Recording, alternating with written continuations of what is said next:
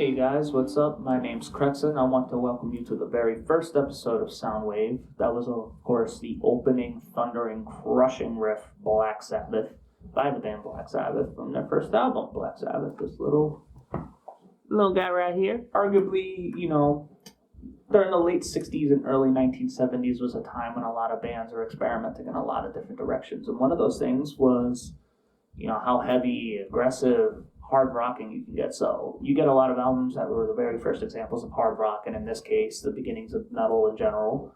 And out of all the bands that really come from that way, Black Sabbath is the one that's really credited with kickstarting the genre the most. They had the most menace, crushing, and, just overall bombast more than any other band at the time. And they still hold up really well overall, in my opinion, but that's what I really want to get into.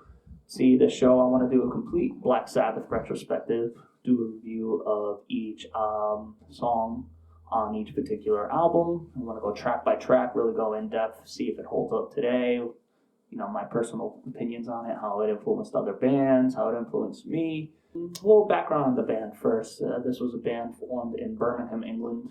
England just seems to be a place where a lot of rock music was just really just evolving and going in so many directions at the time in the 60s and 70s. The genesis of a lot of stuff that we enjoy today really seemed to start from there. And, of course, the classic lineup for the first 8 albums throughout the 70s of Black Sabbath is the iconic Ozzy Osbourne on lead vocals, one of the greatest guitar players of all time, Tony Iommi, just, arguably the greatest riff lord of all time. Geezer Butler, one of the greatest rock bass players of all time, and of course Bill Ward on drums, who is an underrated drummer, does not get enough credit in my opinion. And this album was released on February 13th, 1970, very early release. The first of 2 albums that they would have in 1970 actually was produced by Roger Bain. Roger Bain would go on to produce some other albums in the Black Sabbath discography. And I mentioned before, this is going to be a track-by-track review. Now, I want to emphasize, I want to review the standard track listing on any particular album. Sometimes you go on Wikipedia and you look at the track listing and you'll see something like Japanese bonus track or something weird like that. I don't really want to focus on that. I want to focus on, if you were to get the default version of the album or listen to it, whatever, the songs that everyone would get. That is the core of the album. Anything else is kind of separate. You might see CD bonus track or a bonus track from a particular store or a bonus track for a particular country. I don't really want to do that. I have to break my own rules on the very first episode because in the late 60s and early 70s in particular, you would see these weird things where they would have almost these alternative track listings for Europe and North America. Now, if it was just one particular country, I would probably just ignore it and just kind of mention as an aside at the very end of the video after a review is done. But when you're talking about entire continents with millions of people in multiple countries, it's kind of you kind of have to include both, I feel. So, without any further ado, these are the songs I will be reviewing for this review. Black Sabbath, The Wizard, Behind the Wall of Sleep, N.I.B, Evil Woman, which is a cover by the band Crow, Wicked World, Sleeping Village, and the song Warning, which is a cover by the band the Aynsley Dunbar Retaliation. Aynsley Dunbar Retaliation, sorry. Now, I'm pretty sure this is the only time in any recorded format you actually hear Black Sabbath doing covers. So that's actually one thing that's very interesting about this album, is the fact that it's the only one with cover songs. And the album was recorded in a day, I believe. They did it in something like 12 hours or something. They did all the music first, and then Ozzy recorded his vocals separately and in another studio or a separate part of the studio. You hear these stories about these bands just churning out these classic albums in a day or two, and now, it takes months, sometimes even years. It's crazy, how simple the process was back then, it seemed. They were so limited by the recording technology at the time. They just kind of went in there and just got to work, no bullshit. You kind of got to admire that to a certain degree. Now, before I get too rambly, I might as well just start this review right now. So let's start with the one song that started it all, Black Sabbath. Track 1, we have Black Sabbath. Now, this song starts off with a lot of rain. You hear ominous church bells in the distance, and it just does this great job of setting this mood of just this creepy, like oppressive, like something's not quite right atmosphere. I remember hearing the song for the first time, I think must have been my tweens, early teens, and just headphones on, lights off, and just being really creeped out by it. I think the original concept of the band, they were trying to create the musical equivalent of a horror movie, and this song really absolutely nails that, not just sonically, but lyrically. It just creates this picture of like an almost apocalypse. You feel like the devil himself is really reaching out through this song, or some kind of demonic entity is reaching out. And once the intro actually goes away and you stop hearing the rain and the church bells, you just hear that riff that I played at the beginning of this video. And it's just such a nasty sounding riff. It's a G power chord, and he plays the octave of the G and then the flat fifth, which is called a tritone. Now, I'm not exactly breaking any new ground by describing this. It's kind of been beaten to death. I'm not exactly a music theory major or anything like that, but it's such a simple riff, but it just beats you over the head. It's just down, down, down, the hammer-on part, and then he just holds it out.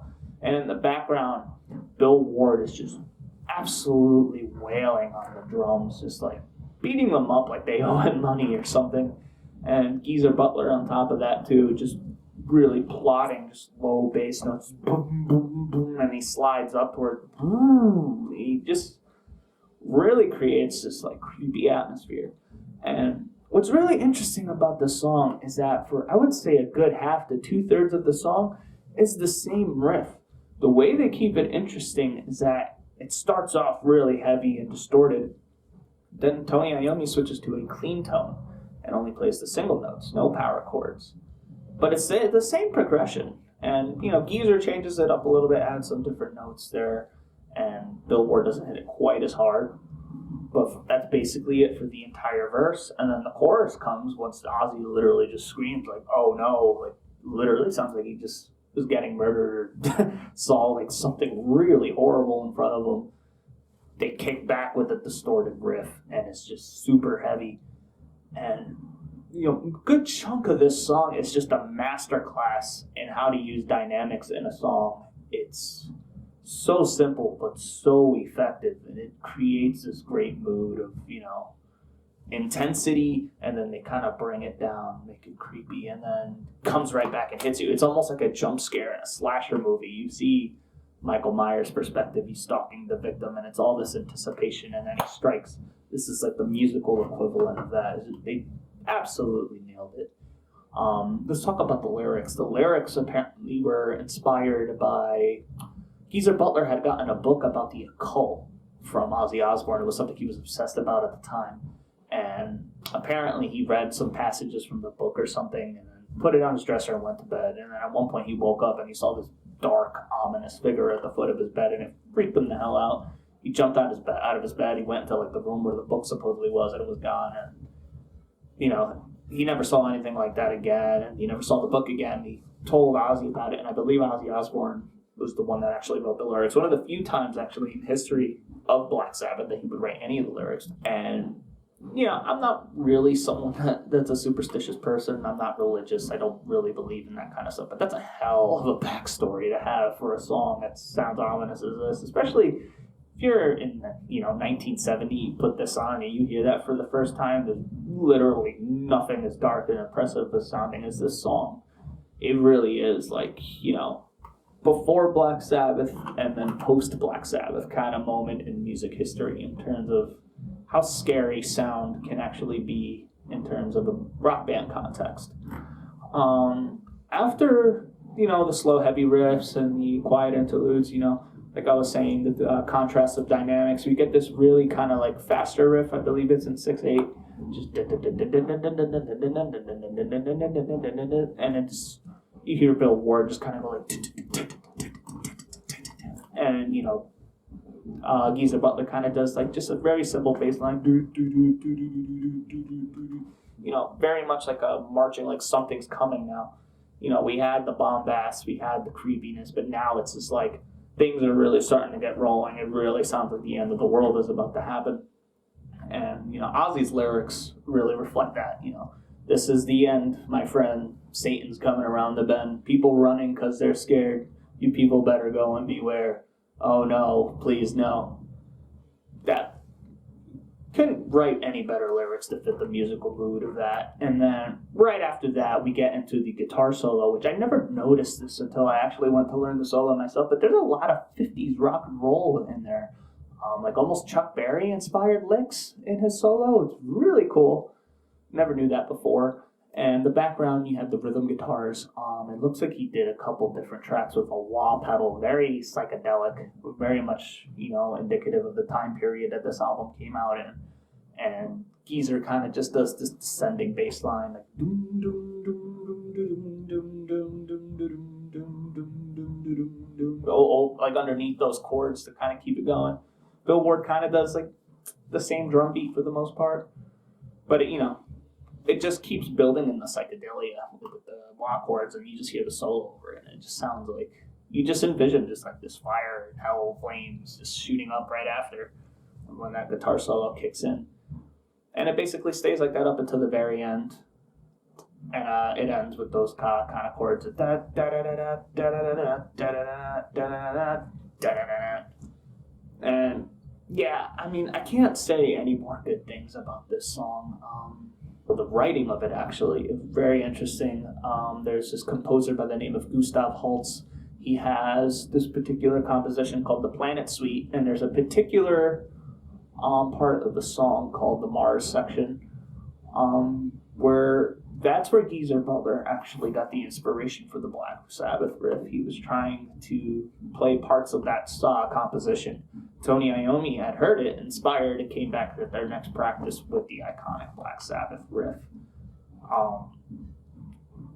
Again, I can't stress enough like how great of a song this actually is. It literally created an entire genre single-handedly. You have almost all the hallmarks of a typical metal song there. You're only missing a couple things, and maybe tremolo riffs, blast beats, growled vocals, but other than that, it has the mood, the heaviness, everything that encompasses heavy metal in general. And it's just, like I said, masterclass in songwriting using dynamics.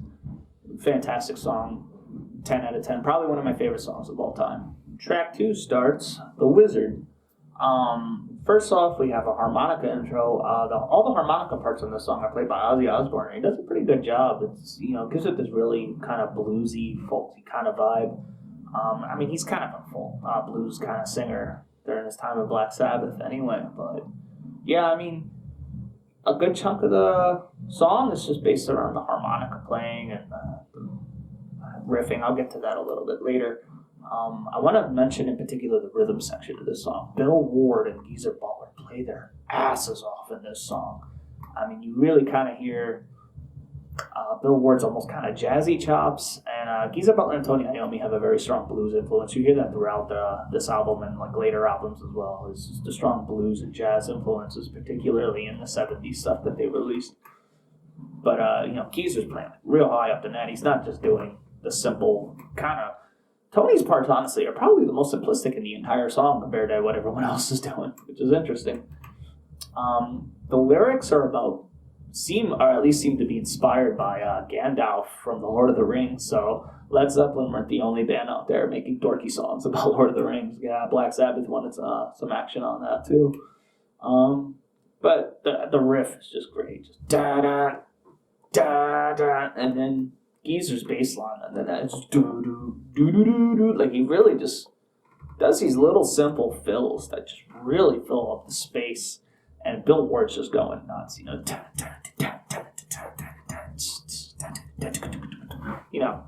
sounds ridiculous when I play it like that. When you actually hear the song and see him go nuts, like, it's fantastic. I love everything about this song. He does like almost Tony Iommi, that is. He does like almost a lot of, I would say, improvised leads. He'll do like hammer-ons or like a unison bend or something like that, or bending some kind of note in between, just da da da da da da, and he kind of just seems to do whatever he felt like doing at that particular moment. And we have like trading guitar and harmonica solos at one part, which is cool. Like Tony kind of does his guitar solo, and then Ozzy does his little harmonica solo fill thing, whatever you want to call it. But yeah, the song just grooves really hard. Cool folk vibe. Dorky lyrics, but I like Lord of the Rings, geeky shit all the way. Yeah, The Wizard, absolutely, another fantastic song on this album.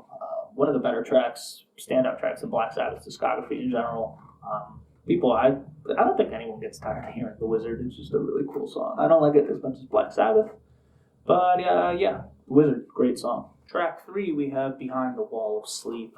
Once again, we get like another psychedelic kind of intro. Again, this is 1970, so that stuff is still very much in vogue and popular to do with rock bands in general. The main riff kind of has like a bluesy kind of feel. Just da-da-da-da-da-da. And one thing that's interesting about the vocals is that I don't know if they did 2 takes or something, but they almost sound like they're slightly out of phase with each other. Like, you'll hear one on one side and one on the other, and sometimes it sounds like Ozzy's vocals on the left are a little bit faster than the ones you hear on the right, which kind of creates this, weird disorienting effect. It doesn't sound bad at all. It's kind of cool, actually. He's a Butler, really good bass playing, but, that's kind of like saying water's wet at this point. Dude can play his ass off. And, weird thing about the song, though, is the way it ends is kind of weak, in my opinion. You just kind of get this drum groove by Bill Ward at the end, which is cool. Don't get me wrong, it's a nice groove, but it almost feels like they couldn't really think of an ending for the song.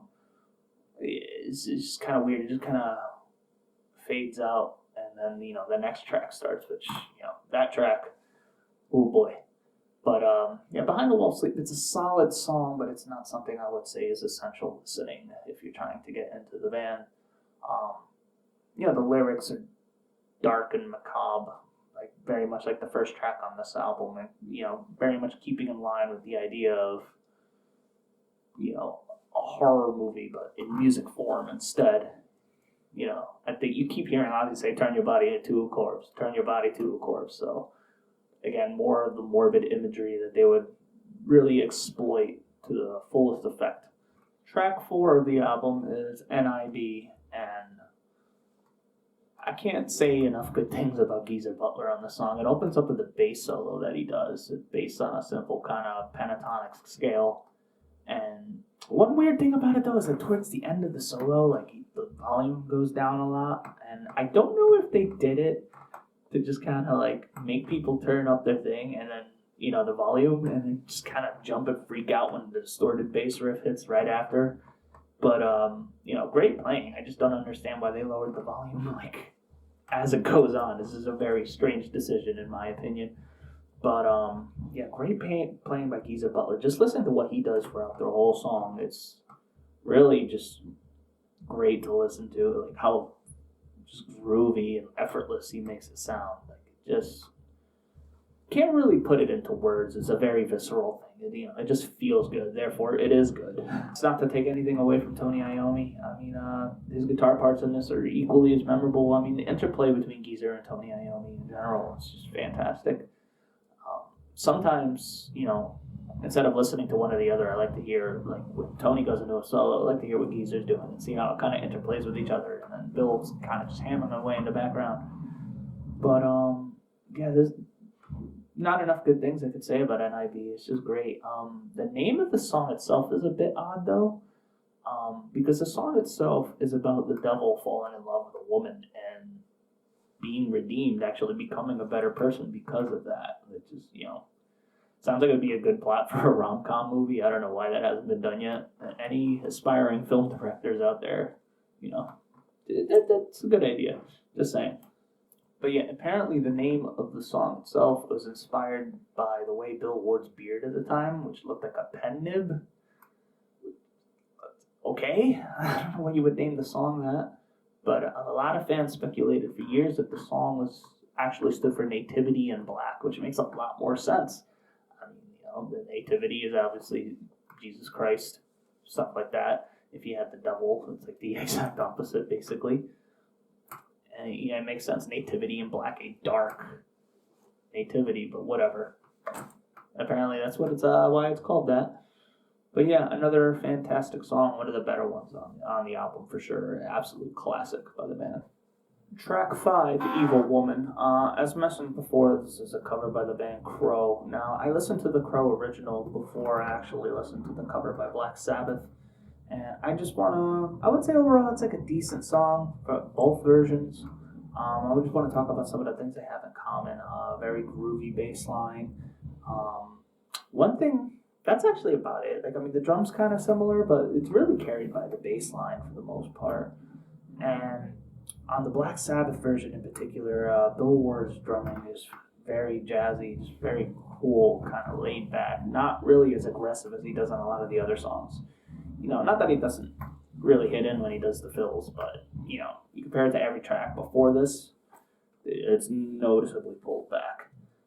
Iommi does a cool little bluesy guitar solo later on, but in the original version by Crow, there's almost no guitar at all. There's very little. It's carried by mostly trumpet, and it seems to be kind of like an organ keyboard kind of thing. But, you know, very interesting to kind of look at the two versions. I kind of lean more towards the Black Sabbath one because it, you know, leans more into my personal taste. The vocals on the original, I would say, are a little bit more dynamic than what Ozzy does, but Ozzy has such a unique, memorable voice. I mean, he's not the greatest singer in the world, but you know it's him when you hear him. Very unique voice, and this guy, like, he sounds like he could be the guy from Crow. I mean, sounds like he could be any singer from the 1960s on. I don't even know the dude's name. I probably should have looked it up beforehand, but I didn't even hear Crow before I realized this was a cover, so maybe one day I'll look into them, but we'll see about that. Overall, I'd say, you know, it's a decent song. Nothing I would say is essential listening, but it doesn't suck or anything. I like it. It's not bad. Next. Track 6, Wicked World. Now, I'm pretty sure Wicked World was one of, if not the first, the band actually wrote together.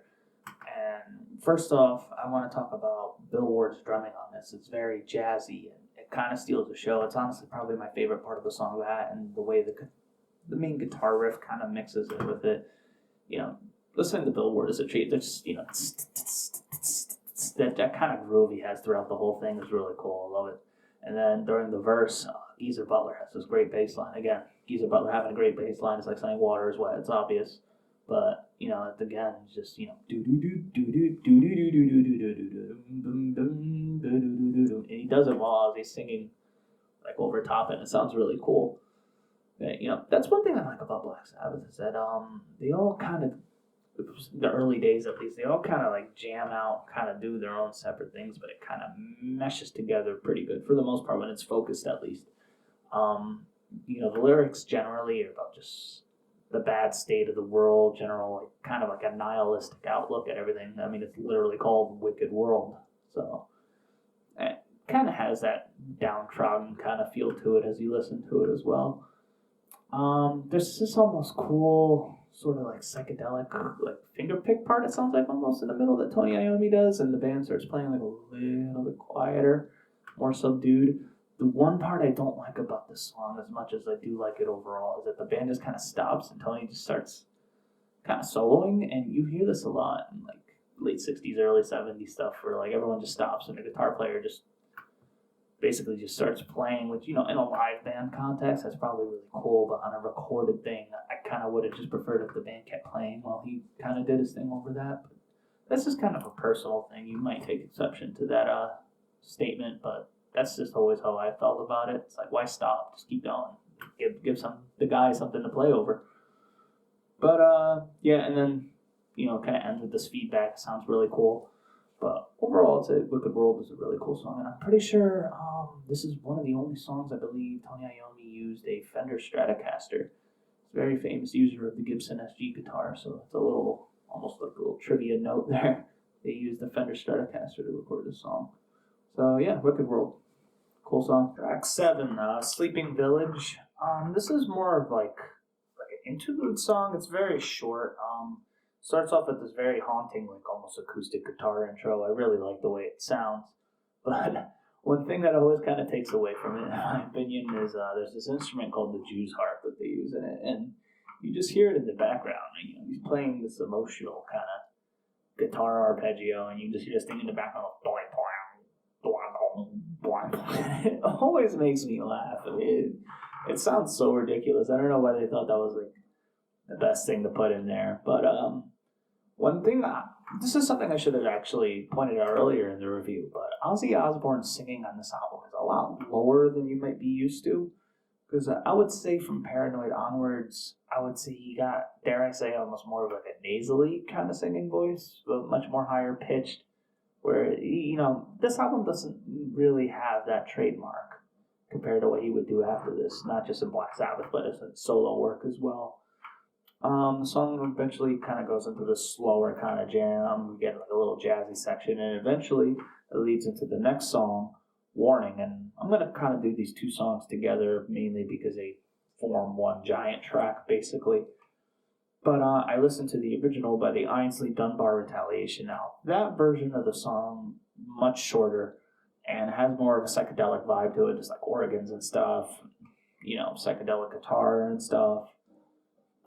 But the Black Sabbath version, there's a lot of like jazzy jamming in it. There's a cool groove. I really like it. But Ozzy doesn't say the word warn in a song called Warning. He replaces it with the word born, because I guess he misheard it. No one gave him the lyrics. I don't know if this was a record company decision to make them cover the song, but it's kind of hilarious that the one word you would want to remember for the song to say, he never says it once. It's classic Ozzy. But it just seems to be a song about like love gone bad, typical blues kind of subject matter. I would say the original's probably a little better just for the fact that it's a lot shorter, more focused and concise. Because while I like the Black Sabbath sound better for this song, at some point it really just sounds like they're improvising jams, and Tony Iommi's guitar solos just go for way too long, in my opinion. Like I was saying before with Wicked World, if this was like a live performance or a live album where they're just going nuts and it's like, oh yeah, dude, do like a 5-minute solo, this would be awesome. But on a studio release, it almost sounds like you're padding for time, and it would have been better if they just kept it to the original song and found a way to incorporate those elements without it being so long and aimless sounding. It really does take away from it a little bit, unfortunately, in my opinion. Some people might like the fact that it has that kind of, live feel, which I do too to a certain extent. But after a while, it's like, all right, we get the point. You're a good guitar player. Let's move on. Let's get back to the songs. And, the song at least finishes cool. It goes back to that groove and it finishes strong. But, yeah, it's just a little bit too much. I just wish it was a little bit more focused. I do kind of prefer the original by the Aynsley Dunbar Retaliation versus this cover version by Black Sabbath. So, what do I think of this album overall? Well, the songs that are good are fucking damn good. I mean, they practically carry most of the album. I mean, there's a couple tracks here that I kind of just said, like, yeah, it's okay. Or, in the case of Warning, it just kind of goes on, even though, the actual song parts of it are pretty good. But once they just get to the endless jamming and the guitar solos, it's just like, oh my God, just get to the point already. That's just me, my personal opinion. Your opinion may differ, that's fine. But, yeah, like I said, there's just the trappings of late 60s, early 70s stuff. I would say almost growing pains. And, for a debut release to have these things and kind of shed later on, that's a pretty good indicator of the kind of quality that the band brings overall, I would say. All of the musicians on this album do fantastic performances. I mean, great drumming, great bass playing, great guitar playing. I mean, I would recommend anyone that plays these instruments to study what these guys did because they're phenomenal. I mean, just great. It's such a strong, powerful sound on this album overall, and Ozzy just kind of wailing over it. Like I said, not the greatest singer in the world, but he has such a recognizable voice, you instantly know it's him. And, his approach to the vocals on this album are a little bit different compared to what he would do in the future. So, overall, I would probably give this album like a 4 out of 5. Might be controversial. I mean, you see lists all the time where they say, Black Sabbath is one of, if not the greatest debut album of all time, and I just can't really agree with that because it does have problems that hold it back from being a perfect, 5 out of 5 classic album. But like I said, the songs that are good are damn good, and it's arguably some of the best songs that they ever wrote, period.